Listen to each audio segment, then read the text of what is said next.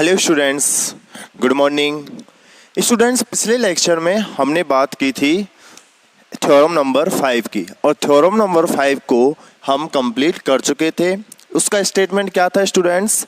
उसका स्टेटमेंट यह था कि यदि किसी एलपीपी यानी कि एक समीकरण निकाय है, तो उस समीकरण निकाय के सभी सुसंगत हलों का अगर मेरे पास में कोई समुच्चय S है, तो उस समुच्चय S का अगर कोई बिंदु चरम बिंदु है तो वह एक बेसिक फिजिबल सॉल्यूशन अर्थात आधारी सुसंगत हल भी होता है, और अगर कोई बिंदु आधारी सुसंगत हल है तो वह उसका एक चरम बिंदु भी होता है। यानी कि हमने स्टूडेंट्स थ्योरम नंबर 5 में इफ एंड ओनली इफ वाला केस पढ़ा था, अर्थात वाइस वर्सा वाला केस पढ़ा था।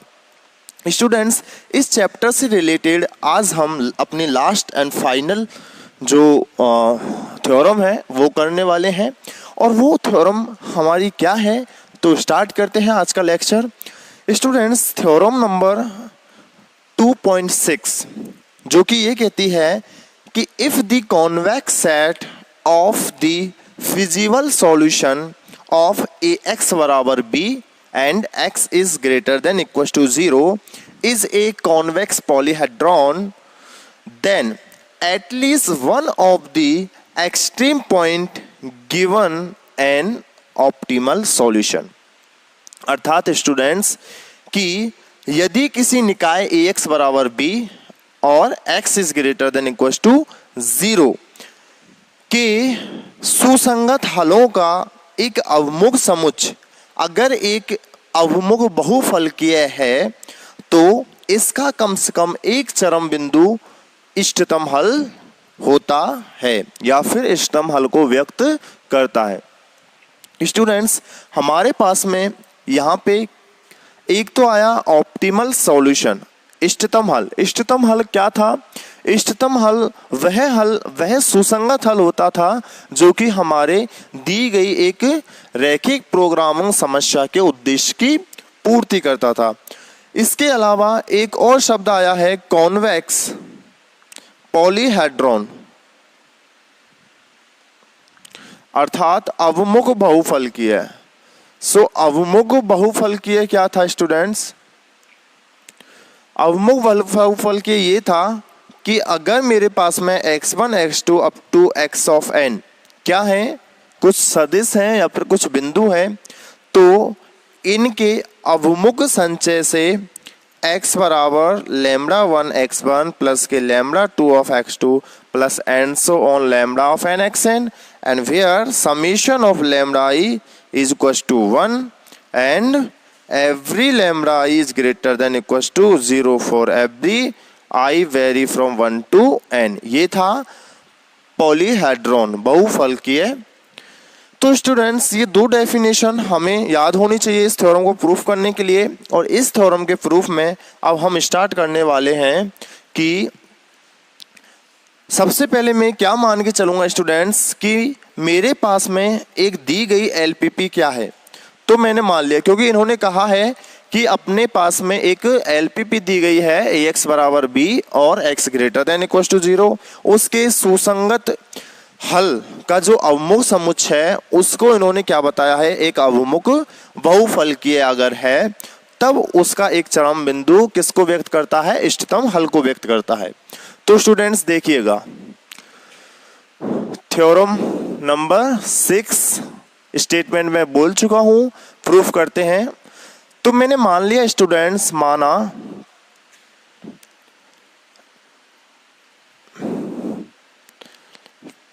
एलपीपी निम्न है। मैंने मान लिया जो एलपीपी है यानी कि रैखिक प्रोग्रामिंग समस्या है वो निम्न है, maximum of F of x बराबर सी x subject to constants a of x is equals to b and x is greater than equals to 0। ये मेरे पास में एक दी गई एलपीपी है, मैंने मान लिया कि ये मैक्सिमाइज की है। अब मुझे ये प्रूफ करना है कि इस एलपीपी का अगर मैं कोई सुसंगत हलों का एक अवमुख समुच्चय को अवमुख बहुफल के मान के चलता हूँ, जो कि इसने दिया है, तो उसका चरम बिंदु जो है वो एक ऑप्टिमल सॉल्यूशन को व्यक्त करता है। अब क्या करते हैं स्टूडेंट्स, माना एक के सुसंगत हलों के अभिमुख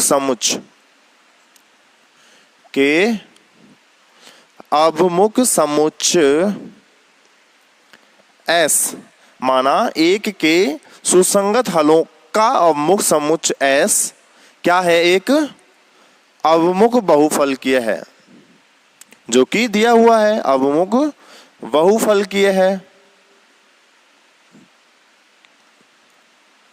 अभिमुख बहुफलकीय S का एक के सुसंगत हलों का अभिमुख समुच्चय S क्या है, एक अभिमुख बहुफलकीय है। और चूंकि हम जानते हैं कि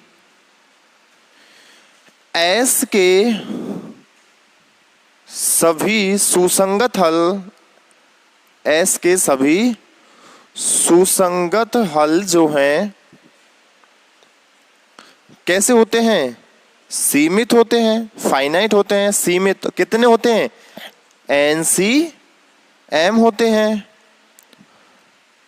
अब क्योंकि स्टूडेंट्स तथा NCM होते हैं तथा और हम क्या जानते हैं कि S का प्रत्येक चरम बिंदु, S का प्रत्येक चरम जो बिंदु है वो क्या होता है, एक आधारी सुसंगत हल होता है, आधारी सुसंगत हल होता है। इसका मतलब क्या हुआ स्टूडेंट्स, देखिए एक के सुसंगत हलों का अभिमुख समुच्चय S एक अभिमुख बहुफलकीय है, जो कि थ्योरम स्टेटमेंट में दिया हुआ है। अब हम जानते हैं कि S के सभी सुसंगत हल सीमित NCM के बराबर होते हैं, क्योंकि मैंने आपको जब सुसंगत हल आधारी हलों के बारे में बताया था तब उनकी अधिकतम संख्या कितनी बताई थी, NCM। तथा S का प्रत्येक चरम बिंदु एक आधारी सुसंगत हल होता है, जो कि हम पिछले थ्योरम में प्रूफ कर चुके हैं कि यदि S एक अभिमुख समुच्चय है और उसका एक चरम बिंदु है तो वो चरम बिंदु एक आधारी सुसंगत हल भी होता है। आधारी सुसंगत हल अर्थात इसमें यहाँ पे लिख लीजिए बेसिक फिजिबल सॉल्यूशन भी होता है। इसका मतलब क्या हुआ स्टूडेंट्स, जब S के सभी सुसंगत हल सीमित होते हैं और प्रत्येक चरम बिंदु एक आधारी सुसंगत हल होता है, इसका मतलब क्या हुआ, अर्थात S में चरम बिंदु भी कैसे होंगे, चरम बिंदु भी सीमित होंगे। S में चरम बिंदु भी सीमित होंगे क्योंकि प्रत्येक चरम बिंदु आधारी सुसंगत हल के बराबर होता है, मतलब आधारी सुसंगत हल होता है। और आधारी सुसंगत हल कैसे होते हैं, सीमित होते हैं, तो इसका मतलब S में चरम बिंदु भी सीमित होंगे। अतः माना S में चरम बिंदु जो हैं, चरम बिंदु निम्न है। S में चरम बिंदु निम्न है, कौन कौन से, x1 x2 up to xk। ठीक है, तो S में चरम बिंदु निम्न है x1 x2 up to xk, या फिर यहीं पे लिख लीजिए x1 x2 up to xk। ये मेरे पास में S के चरम बिंदु है।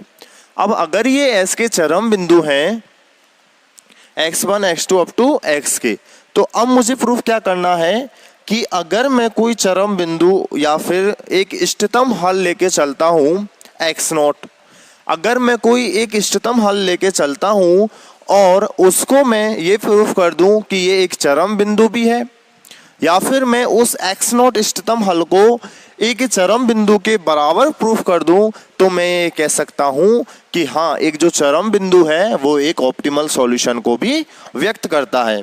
तो स्टूडेंट्स मैंने माना कि एक्स नोट जो है वो एस का, एक्स नोट जो है वो एलपीपी फर्स्ट का एक इष्टतम हल है, एक इष्टतम हल है। एक्स नोट मैंने मान लिया कि एलपीपी एक का एक इष्टतम हल है। इसका मतलब क्या हुआ कि x not belongings to s, ये तो होगा ही होगा, अर्थात x note is greater than equal to 0। So अतः एक्स नोट को चरम बिंदुओं कौन कौन से हैं चरम बिंदु, x1 x2 up to xk के अभिमुख संचय के रूप में निम्न प्रकार व्यक्त किया जा सकता है, व्यक्त किया जा सकता है। किस तरीके से?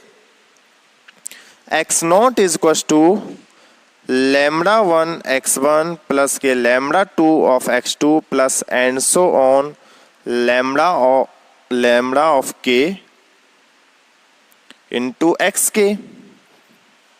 एक्स नोट को मैंने इस तरीके से रिप्रेजेंट कर दिया, ठीक है, जहां where every lambda i is greater than equal to 0 और summation of lambda i is equal to 1। क्योंकि एक्स नोट कहां से था? एस से, और एस कैसा सेट था? अभिमुख बहुफलकीय। इसका मतलब किसी भी एक्स नोट को मैंने अगर इस तरीके से रिप्रेजेंट कर दिया तो ये अभिमुख बहुफलकीय के रूप में हुए, इसलिए lambda i greater than equal to 0 और summation of lambda i is equal to 1। ठीक है, सो यहां तक कंप्लीट है। अब मैं क्या करता हूं स्टूडेंट्स, मैं ये मान के चलता हूं कि देखिए एक्स नोट जो है एक का इष्टतम हल है। तो यहाँ पे एक चीज और लिख लीजिए कि एक्स नोट अगर एस एक का इष्टतम हल है तो इसका मतलब ये हुआ कि c of x note is greater than equal to C x for every x belongings to s। ये सही बात है, क्योंकि अगर एक्स नोट जो है इष्टतम हल है और हमने जो प्रॉब्लम है एलपीपी की वो मैक्सिमाइज के लिए है, इसका मतलब इस एक्स नोट पर इस उद्देश्य फलन सी एक्स का अधिकतम वैल्यू होती है। सी ऑफ एक्स नोट एस के प्रत्येक एक्स के लिए सबसे ज्यादा वैल्यू देता है, अर्थात C of x note is greater than equals to C x. ठीक है, इसको आप समीकरण नंबर 2 दे दीजिए, इसको 3 दे दीजिए। अब क्या करते हैं स्टूडेंट्स, मैंने मान लिया कि maximum of c of x1, c of x2 up to c of xk क्या है? सी ऑफ xp है। यानी कि x1, x2, xk क्या थे? अपने चरम बिंदु थे।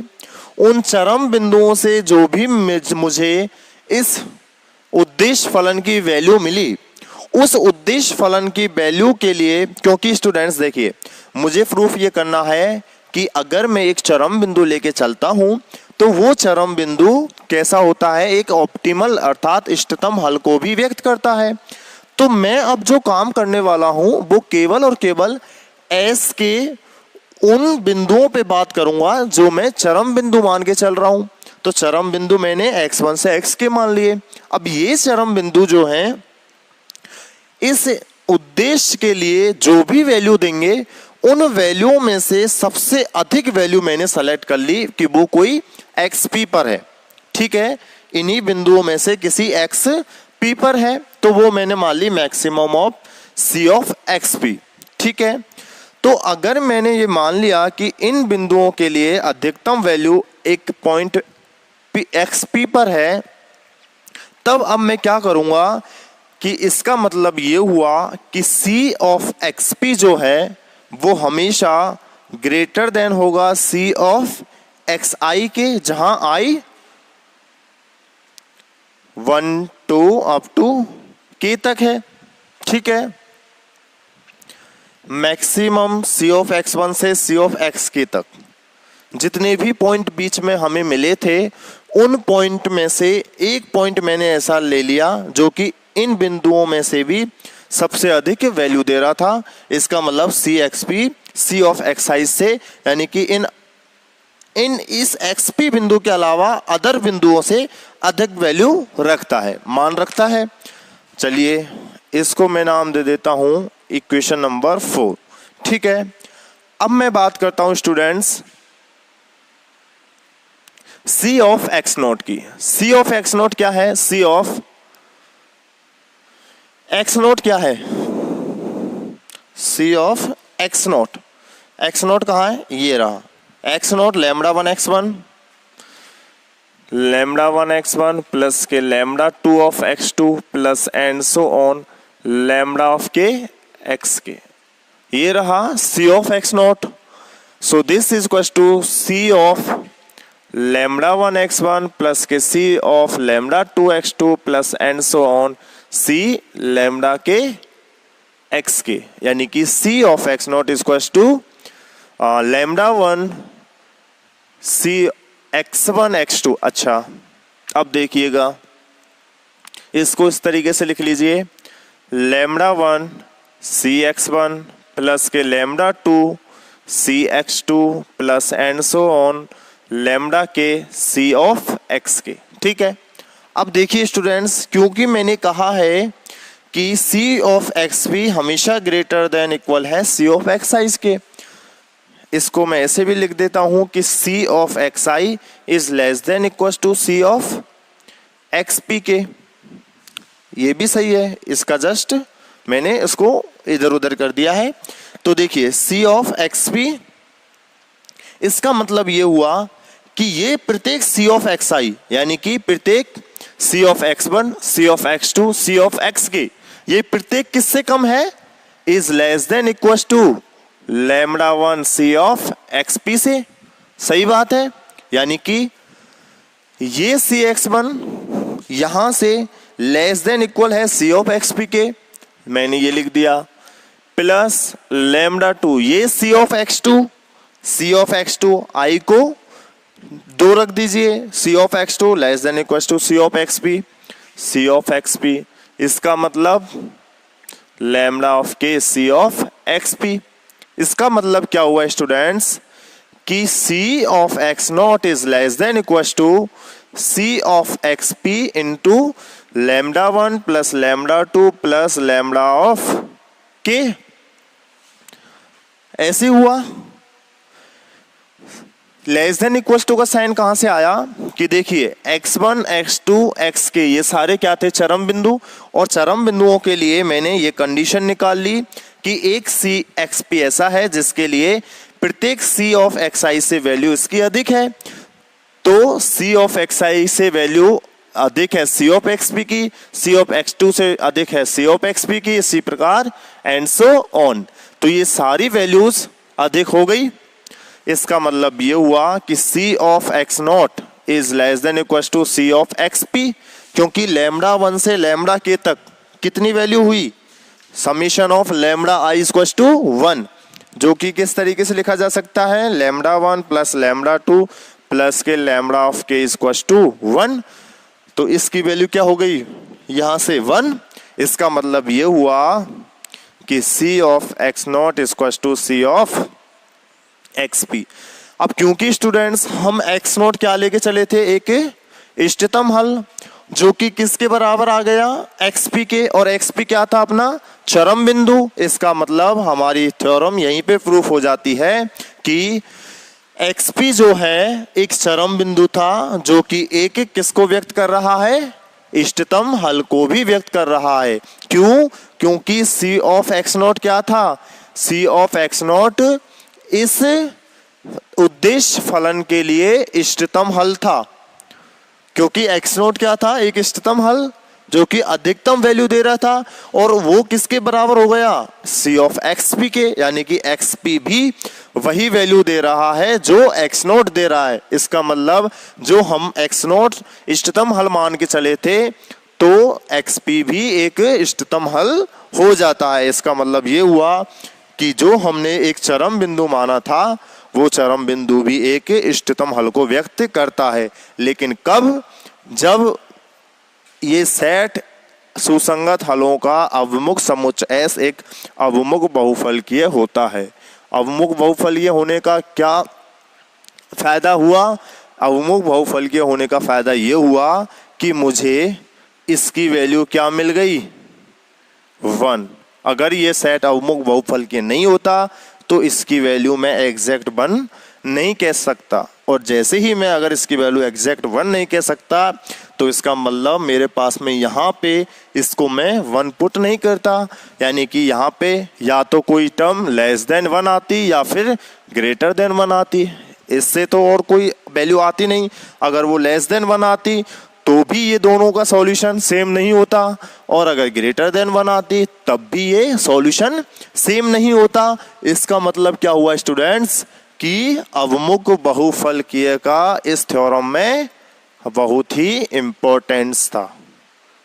तो स्टूडेंट्स इस तरीके से हम यहाँ कह सकते हैं कि अतः S का एक चरम बिंदु इष्टतम हल को भी व्यक्त करता है। सो स्टूडेंट्स आपने देखा कि किस तरीके से हमने एक सेट S को, जो कि सुसंगत हलों का अवमुख समुच्चय था, वो सबसे पहले थ्योरम में दिया गया था कि अवमुख बहुफलकीय है, और जब जैसे ही हमने ये सब कुछ किया कि S के सभी सुसंगत हल सीमित होते हैं, और प्रत्येक चरम बिंदु एक आधारी सुसंगत हल होता है, या फिर प्रत्येक आधारी सुसंगत हल एक चरम बिंदु होता है, और क्योंकि आधारी सुसंगत हल अगर सीमित हैं तो चरम बिंदु भी सीमित होंगे, जो कि मैंने x1 से xk तक मान लिए। तब मैंने अगर x नोट को एक LPP1 का इष्टतम हल माना, इसका मतलब कि c ऑफ x नोट की वैल्यू प्रत्येक x के लिए अधिक होगी, प्रत्येक x से अधिक होगी, और x नोट को मैंने चरम बिंदुओं के अवमुख संचय के रूप में लिख दिया, जहाँ पे summation lambda i equals to 1 लिखा, क्योंकि अवमुख बहुफलकीय दिया है। इसलिए मैंने जैसे ही इसको आगे सॉल्व किया, अब इन चरम बिंदुओं में से सबसे जो अधिक वैल्यू दे रहा था मैंने उसको कंसीडर कर लिया, और उस अधिक वैल्यू के लिए मैंने आगे कैलकुलेशन की, और मैंने देखा कि भाई ये XP तो इसी x नोट के बराबर ही वैल्यू दे रहा है। ठीक है, इसका मतलब हमारे पास में एक चरम बिंदु जो था इस सेट S का, वो एक इष्टतम हल को भी व्यक्त करता है, बशर्ते इस वर्ड को मत भूलना। ठीक है स्टूडेंट्स, क्योंकि इसी वर्ड ने हमें ये चीज प्रूफ करवाई है, जो कि यहाँ पे मैंने ये वैल्यू 1 लिखी थी। ठीक है स्टूडेंट्स, बाकी हम एक्सरसाइज से रिलेट अगर कुछ क्वेश्चंस कराने लायक हुए तो वो मैं नेक्स्ट लेक्चर में करवाऊंगा, अदरवाइज अगर नहीं हुए कुछ ऐसे क्वेश्चंस तो फिर मैं अपना नेक्स्ट लेक्चर से 3rd चैप्टर स्टार्ट करने वाले हैं, जो कि सिंप्लेक्स मेथड है। और सिंप्लेक्स मेथड जो है इस बुक का मोस्ट इम्पॉर्टेंट टॉपिक है। सो स्टूडेंट्स घर पर रहिए, सुरक्षित रहिए, और जितना आपके पास में टाइम है, और बहुत सारा टाइम आपके पास में है, तो बुक्स को पढ़िए। क्योंकि ऐसा नहीं है कि भाई अगर हमारे पास इतना सारा टाइम है तो चलो 1 घंटे बाद पढ़ लेंगे, 2 घंटे बाद पढ़ लेंगे। देखिए अभी आपको ये टाइम की अहमियत नहीं समझ में आएगी, लेकिन जैसे जैसे आप आगे बढ़ते चलोगे तब आपको ये सोच में आएगा कि हाँ उस समय अगर पढ़ लिया होता उस टाइम में, जो कि हमें बहुत कुछ टाइम मिला था, तो शायद कहीं ना कहीं बहुत अच्छी बात होती। बाकी नेक्स्ट लेक्चर में मिलते हैं। Thank you.